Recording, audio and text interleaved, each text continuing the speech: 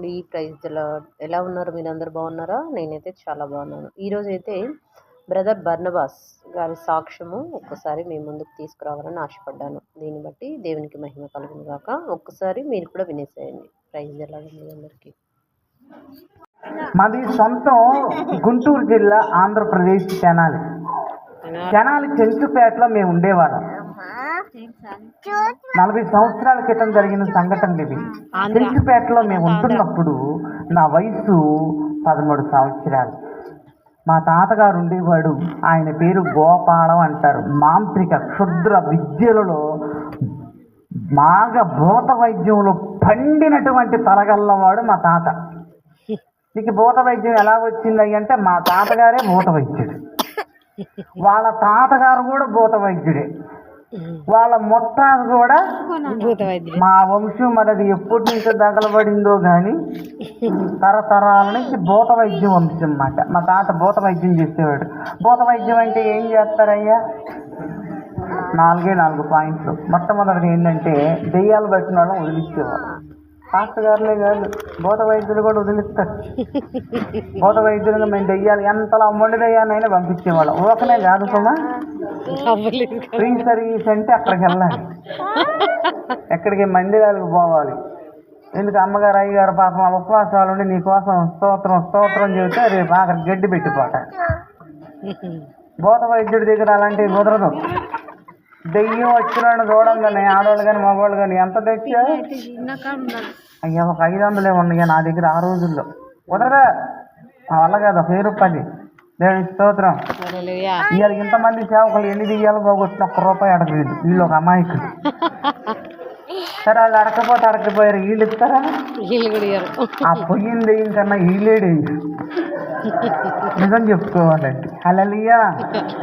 నిజమండి. నేనేమంటానంటే దెయ్యం పోయిన తర్వాత మిగిలిపోద్ది అసలు దెయ్యం. ఎవరా దెయ్యం? అది యేసునామమున పో అంటే అది వెళ్ళిపోద్ది గౌరవంగా. కానీ యేసునామం నువ్వు గుళ్ళోకి రా అని ఎన్ని పాటలు పాడినా, ఎన్నిసార్లు ఇంటికి పోయినా ఈమెమంటది? నాకు కుదరదు పాస్టర్ గారు అంట. ఎందుకంటే ఒక భూత వైద్యుడిగా చెప్తా, మీ మీద ఐదేస్తాం. అవి వెళ్ళిపోమంటే వెళ్ళిపోతే, ఇప్పుడు ఉండొద్దు అంటే ఉండవు. దేవుడి నామానికి భయపడతాయి. వీళ్ళు ఇంటి చుట్టూ తిరిగి కాళ్ళు అరగాల్సింది కానీ వీళ్ళు పారదనరు.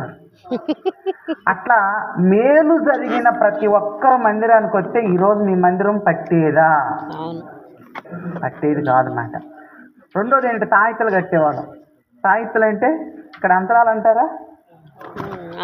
పోగులు అంటారు. కొన్ని చోట్ల అంతరాలు అంటారు. అవి కట్టేవాళ్ళం. నా సర్వీసులో నేను ఒక 70,000 మందికి తాయితలు కట్టాను.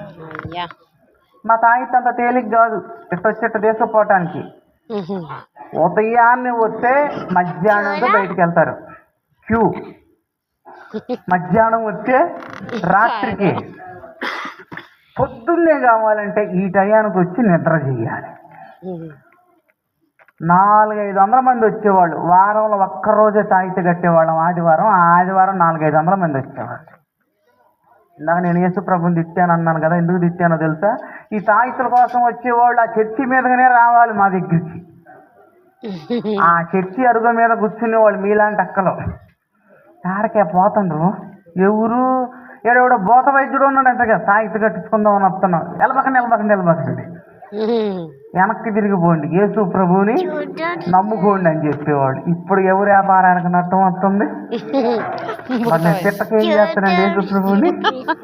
హల్లెలూయా. ప్రియమైన మూడోది ఏంటంటే క్షుద్ర పూజలు చేసేవాళ్ళం. క్షుద్ర పూజలు అంటే ఏంటి? ఇదిగో ఈ ఊరు బయట ఆ పొలంలో 4 దారులు కలిసిన కాడ ఎవడోనంట రాత్రి మేక తలకాయ కోసి కొబ్బరికాయలు, నిమ్మకాయలు, తమలపాకులు ఎన్ని వేసిపోయాడంట. 2 చూసి వద్దామని వెళ్తారా? అసలు ఆ దారికి కూడా వారు. ఎందుకంటే ఎవడో చేసి తెచ్చాడంట. ఎవడో వాడు. ఆ చేసింది మేమేనండి. అలాంటి ముగ్గులు కొన్ని వేలు ఇచ్చాం. ముగ్గులు నేను వేస్తాను, ఆడవాళ్ళు సరిపోరు అన్నమాట. ఎందుకంటే పిల్లతనం నుంచి ముగ్గులు ఇటు అలవాటే. ముగ్గులు ఇలా ముందు కాదు, శ్మశానాల్లో పొలిమేరలో వేసే ముగ్గులు, చేతబడి ముగ్గులు. కాబట్టి 4వది ఏంటంటే మాకున్న పేరు ఏంటంటే మా కుటుంబానికి చేతబడిలోళ్ళని పేరు. ఊళ్ళో ఎవడన్నా సావని వాళ్ళేనంట. ఇంకేముందో ముసలోడు వాళ్ళ మనవడు కలిసి లేపేసిండ్రంట. వాళ్ళకి వీళ్ళు ఎవరు డబ్బులు ఇచ్చిండ్రంట. మిస్త్రికి ఎక్కి తెచ్చాడే ఆడు మామూలుగా తెచ్చినా కూడా నింద మాది. ఎందుకంటే వాళ్ళే చంపేశారు చేతబడి. మమ్మల్ని దేవుడి దేవాల మా అమ్మ చంపలేదు చేతబడి వాళ్ళని. ఇంతవరకు బతుకున్నామంటే దేవుని కాపుదలే అన్నమాట. ఇలాంటి కుటుంబంలో పుట్టా నేను. ఇలాంటి కుటుంబంలో పుట్టాక నాకు 13 సంవత్సరాలు వచ్చాయి. మా తాతకి 60 సంవత్సరాలు దాటాయి. మా తాత కళ్ళు కనపడతల్లా, ముసలోడు అయిపోయాడు. ఏం చేస్తున్నాడు? కొబ్బరికాయ పెట్టే కాడ నిమ్మకాయ పెట్టే కాడ కోడిగుడ్డు పెడుతున్నాడు. మా తాత ఏమంటున్నాడు? అరే నాకు కళ్ళు కనపడతలేదమ్మాయి, నేను మానేసి నా మనవాళ్ళు ఒకడికి నేర్పుతానని. ఎవరికి నేర్పుతావు? ఎవరికి నేర్పద్దు, మెలగండి ఊక అన్నారు. మనవాళ్ళ వరుస అయిన వాళ్ళం 9 మంది ఉన్నాం మేము. ఆ 9 మందిలో కూడా మా తాత పరిశోధించి పరీక్షించి నన్ను ఎంచుకుంది. ఇక నన్ను అన్నాడు ఒకరోజు, అరే నువ్వు నా దగ్గరికి వచ్చి పాఠాలు నేర్చుకున్నాడు. నేను అన్నాను, మా టీచర్ చెప్పే పాఠాలకి తలకాయ పోటు వస్తుంది, అవసరం లేదన్న, నీకు రూపాయి ఇస్తానన్నాడు.